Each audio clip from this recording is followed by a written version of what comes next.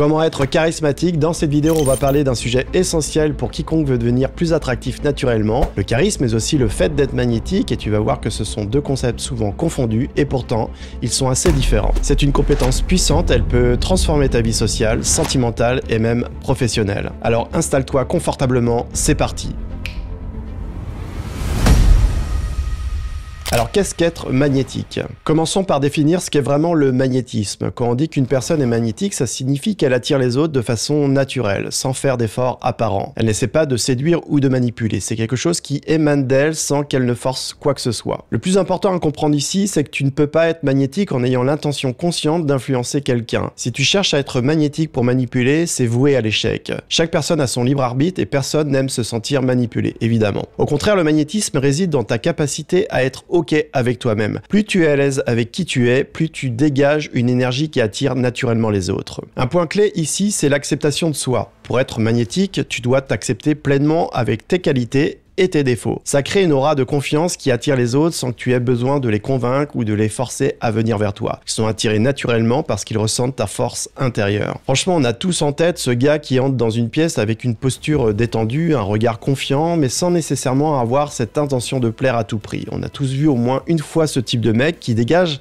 un truc assez indéfinissable. Clairement, les gens dans la pièce ressentent cette énergie et sans même qu'il parle, il attire l'attention. C'est ça, le magnétisme. Le point que je veux que tu retiennes ici, c'est qu'être magnétique, c'est influencer sans avoir besoin de le faire, de manière consciente. Tu deviens une personne avec qui les autres veulent être, simplement parce que tu es à l'aise avec toi-même. Alors parlons maintenant de la différence entre le charisme justement et le magnétisme. Souvent on utilise ces termes de manière interchangeable, mais en vrai ils sont légèrement distincts. Comme je te l'expliquais juste avant, le magnétisme c'est la capacité à attirer les autres sans effort. C'est ce que les autres ressentent quand ils sont autour de toi. C'est une force qui vient de l'intérieur et qui agit de manière subtile mais puissante. Le charisme quant à lui est centré plutôt sur toi. C'est ta capacité à captiver l'attention, à rayonner ta propre énergie. Un homme charismatique sait qui il est, il ne cherche pas l'approbation des autres. Il assume ses pensées, ses actions et les conséquences de celles-ci. Il prend ses responsabilités, il sait quelles sont ses forces, mais il connaît aussi ses limites et il les accepte. Un point à retenir ici, c'est que le charisme ne dépend pas de ce que les autres pensent de toi. Il ne nécessite aucune validation extérieure. C'est ton alignement intérieur qui détermine ton charisme. Plus tu es en accord avec toi-même, plus tu rayonnes une énergie qui impose le respect. Le charisme, contrairement à pas mal de contenus que tu peux voir sur YouTube notamment, ce n'est pas que des conseils sur comment tu présentes, comment tu t'habilles, la façon dont tu t'exprimes, etc. C'est surtout une question de congruence, c'est-à-dire un parfait alignement entre ce que tu penses, ce que tu dis, ce que tu fais, les conséquences de tes actes. Prenons l'exemple de Thomas Shelby dans Peaky Blinders, une série assez connue sur Netflix. Ce personnage n'a pas besoin d'être chaleureux pour être charismatique. Il sait qui il est, il prend des décisions fermes, il dégage une autorité naturelle. C'est pas son sourire ou sa gentillesse qui le rendent charismatique, mais plutôt sa cohérence et sa détermination. Le charisme plus la disponibilité amoureuse, émotionnelle, égale le magnétisme. Dans le domaine sentimental, si tu combines ton charisme avec une disponibilité émotionnelle, tu deviens magnétique. Être disponible émotionnellement, c'est qu'inconsciemment, tu es OK avec le fait d'être seul et que tu n'es pas dans le besoin d'avoir une relation, mais plutôt dans l'envie d'avoir une relation. Et attention, cette disponibilité doit être sincère. Évidemment, si tu n'es pas réellement disponible pour une relation, ton charisme seul ne suffira pas à attirer une personne qui souhaite construire quelque chose de sérieux. Ce que tu dégages inconsciemment, ton ouverture, ton espace émotionnel joue un rôle essentiel dans le magnétisme que tu projettes. Maintenant que tu sais ce qu'est le charisme, voyons comment tu peux le développer. Et pour cela, il y a deux axes, le jeu intérieur et le jeu extérieur. Commençons par le jeu intérieur. Le charisme avant tout commence à l'intérieur de toi, ça doit passer par une véritable introspection et une acceptation totale de qui tu es. Voici quelques points clés pour travailler ton charisme de l'intérieur. Accepte tes pensées, tes émotions et tes actions. Le premier pas vers le charisme, c'est d'être congruent, et j'en parlais déjà tout à l'heure. Ce que tu penses, ce que tu dis, ce que tu fais doivent être parfaitement alignés. Par exemple, si tu penses quelque chose mais que tu n'oses pas l'exprimer, tu crées un désalignement qui affaiblit ton charisme. Assume qui tu es. Le plus grand ennemi du charisme, c'est le mensonge envers soi-même. À chaque fois que tu n'assumes pas tes désirs, tes besoins ou tes actes, tu perds des points de charisme. Imagine ton charisme comme un capital de points. Chaque fois que tu n'es pas authentique, que tu ne dis pas ce que tu penses,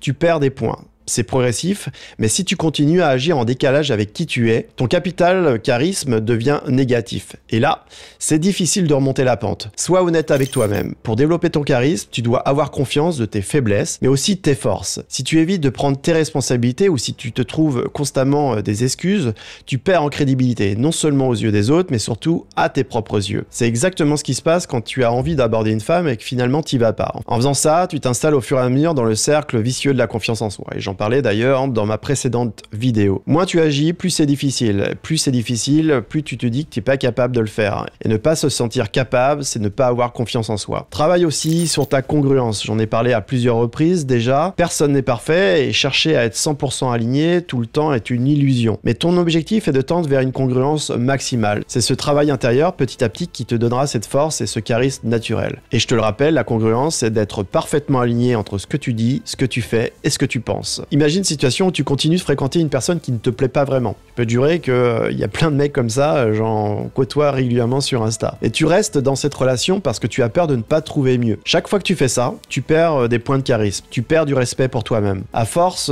ça devient de plus en plus difficile de passer à l'action et de ne pas faire ces choix qui te respectent, c'est-à-dire de partir de cette relation. Des histoires comme ça, comme je te le disais, j'en ai plein, des gars qui m'appellent pour me raconter ça. Parlons maintenant du jeu extérieur. Alors comment faire en sorte que le monde ressente ce charisme que tu travailles à l'intérieur? C'est ici que ton langage corporel et ton image jouent un rôle important, même si encore une fois, tu auras beau soigner l'extérieur, si ton jeu intérieur n'est pas ok, tu ne vibreras pas grand chose qui ressemble à du charisme. Parlons de l'effet de halo. L'effet de halo, c'est la première impression, la première bonne impression. Tu n'as qu'une occasion de faire une bonne première impression. L'effet halo, c'est ce biais cognitif qui fait que la première impression que les gens se font de toi influence tout le reste de leur jugement. Par exemple, si tu dégages de la confiance et de la chaleur dès le début, les gens vont inconsciemment te prêter d'autres qualités positives. Ça devient un cercle vertueux, plus ta première impression est bonne, plus tu parais charismatique. C'est pourquoi ton apparence, ton regard et ta posture comptent énormément. Le triangle du charisme, c'est la chaleur, le pouvoir et la présence. La chaleur reflète ta bienveillance. C'est ce qui montre que tu es accessible, que les autres peuvent se sentir à l'aise autour de toi. Le pouvoir, c'est l'autorité naturelle que tu dégages. Ce n'est pas une question de domination, mais de force intérieure. Les figures charismatiques, comme les grands leaders politiques ou personnages comme, j'en parlais tout à l'heure, Thomas Shelby, ne cherchent pas à plaire. Ils incarnent une force, un leadership. La présence, quant à elle, c'est la capacité d'être pleinement dans l'instant, d'être concentré sur l'autre quand tu interagis avec elle. C'est souvent ce qui fait la différence entre une interaction banale et une interaction mémorable, parce que tu es pleinement concentré sur la personne à qui tu parles. Parlons maintenant du langage corporel. Ton regard est l'une des armes les plus puissantes de ton charisme. Un regard fuyant détruit toute confiance que les autres peuvent avoir en toi. Apprends à vraiment regarder dans les yeux et travaille ce regard fuyant si c'est le cas pour toi. Je vais te donner une astuce pour ça. Si tu as du mal à regarder les gens dans les yeux, tu peux regarder un point ici, fixe, qui va t'éviter de constamment fixer la personne dans les yeux. Le sourire aussi est une arme puissante dans ton arsenal charismatique. Il exprime ta confiance,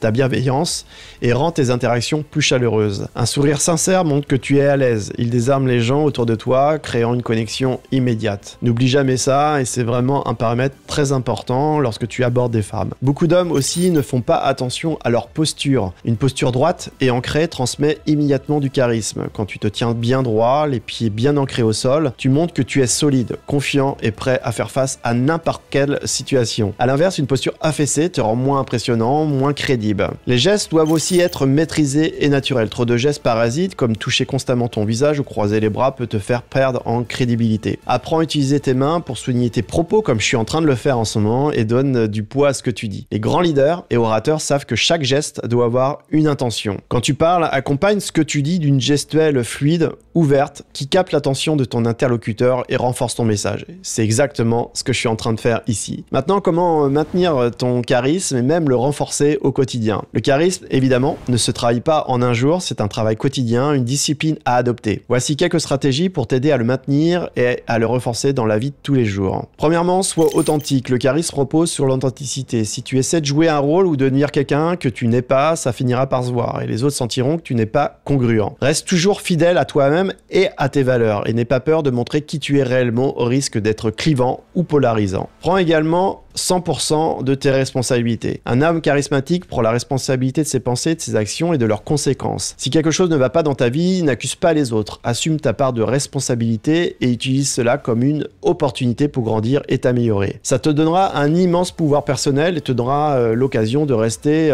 en contrôle sur ta vie. Travaille aussi ton discours interne, ce qu'il y a dans ta tête.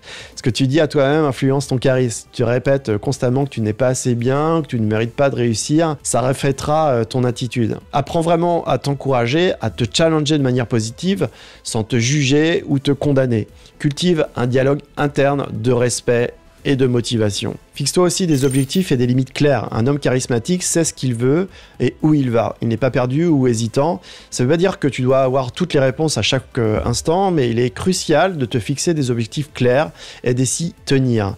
De la même manière, sache dire non quand cela est nécessaire. Respecte tes limites. Cela montre que tu te respectes, que tu n'es pas prêt à te sacrifier pour plaire à tout le monde. Maintenant, parlons du charisme en action, c'est-à-dire dans les rencontres avec les femmes. Alors, comment appliquer ces principes dans le domaine sentimental ? Comme on l'a dit plus tôt, le charisme seul ne suffit pas pour attirer une partenaire. Il faut aussi que tu sois émotionnellement disponible. C'est ce que j'appelais la disponibilité émotionnelle ou amoureuse. Si tu es fermé et que tu n'es pas vraiment prêt inconsciemment à une relation, ton charisme ne pourra pas compenser tout ça. La clé ici, c'est de savoir si tu as réellement de la place dans ta vie pour une autre personne. Pose-toi la question, es-tu vraiment prêt à t'investir dans une relation ? Si la réponse est non, ou tu as un doute, ton charisme pourrait attirer des personnes, mais ces relations ne dureront pas, car il te manquera cette ouverture émotionnelle nécessaire à toute connexion durable. Si tu es charismatique et émotionnellement disponible, tu deviens magnétique pour les autres. Ton énergie attire naturellement parce que tu es aligné et les autres ressentent cette ouverture. C'est ce qu'on appelle la combinaison gagnante, charisme plus disponibilité amoureuse égale magnétisme. Quand tu cherches à séduire quelqu'un, ton charisme ne doit pas être utilisé comme une arme de manipulation. Tu ne dois jamais chercher à forcer quelqu'un à s'intéresser à toi. Au contraire,